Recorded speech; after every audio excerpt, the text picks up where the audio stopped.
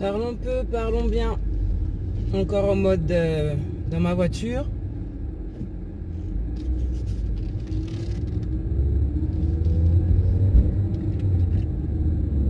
J'ai entendu une jeune dame, relativement jeune, qui racontait un petit peu son histoire, dans laquelle elle disait que elle rencontrait des soucis au niveau conjugal et que malgré toutes les difficultés qu'elle rencontre dans son couple, les gens lui ont dit qu'il fallait qu'elle supporte. Il fallait qu'elle supporte un mari infidèle. Il fallait qu'elle supporte un mari absent. Qu'il fallait qu'elle supporte de tout faire toute seule. Qu'il fallait qu'elle supporte en fait d'avoir un homme immature, d'avoir un homme égocentrique à gérer. Et en même temps qu'il fallait qu'elle gère aussi tout ce qu'elle avait à gérer.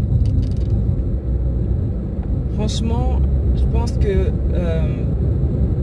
l'on soit né en France ou que l'on ait grandi en Afrique, il faut à un moment donné savoir se rendre à l'évidence.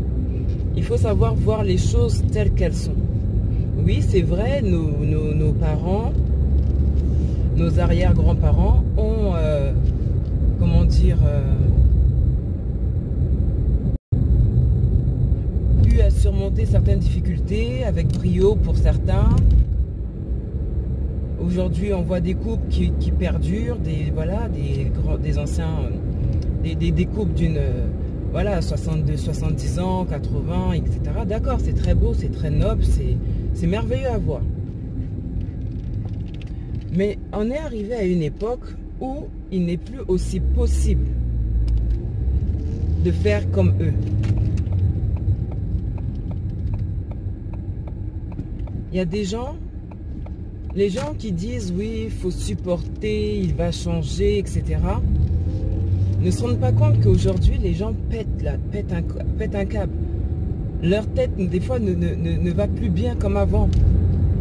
La pression sociale et tout ce que l'on peut imaginer n'est pas la même aujourd'hui qu'il y a je ne sais combien d'années. Et quand on voit qu'il y a encore énormément de femmes qui meurent sous les coups de leurs conjoints,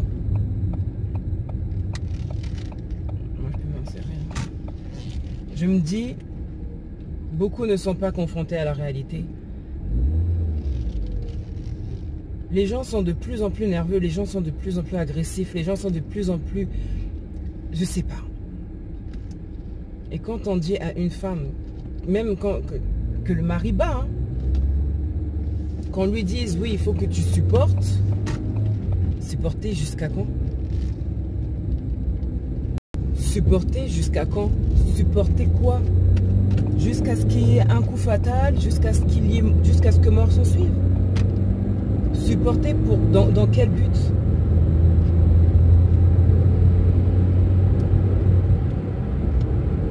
Il faut savoir partir quand il y a encore temps. Point. Il n'y a pas de oui, il faut supporter. Il m'a trompé, je reste, il va changer. Non.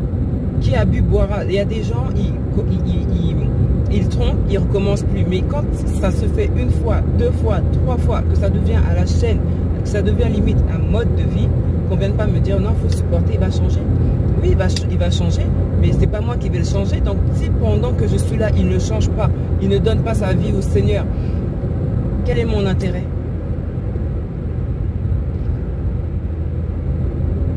Donc non, je suis désolée. Faut pas raisonner comme ça. Faut pas dire oui. Faut pas tout passer parce que oui, nous sommes chrétiens. Je parle là par rapport aux chrétiens. Parce que nous sommes chrétiens, donc il faut tenir, il faut supporter. Il y a des choses, même des fois, Dieu a dit non.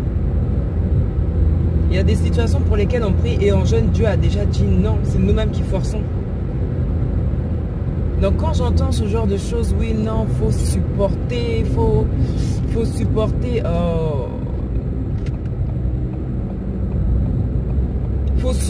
Faut supporter. Non, je suis désolée.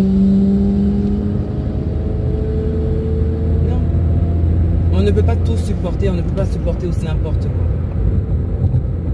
Et des fois, c'est la bêtise qu'on nous demande de supporter. Tout ça pour gagner quoi? Pour gagner quoi?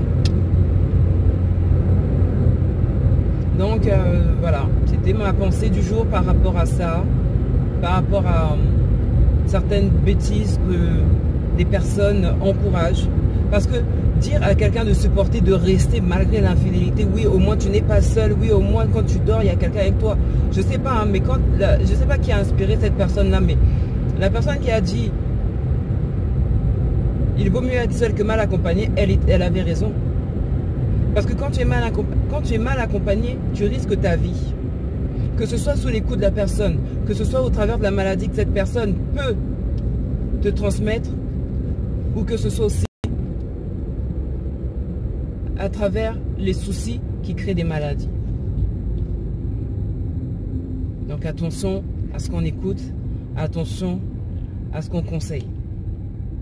Bonne méditation à chacun.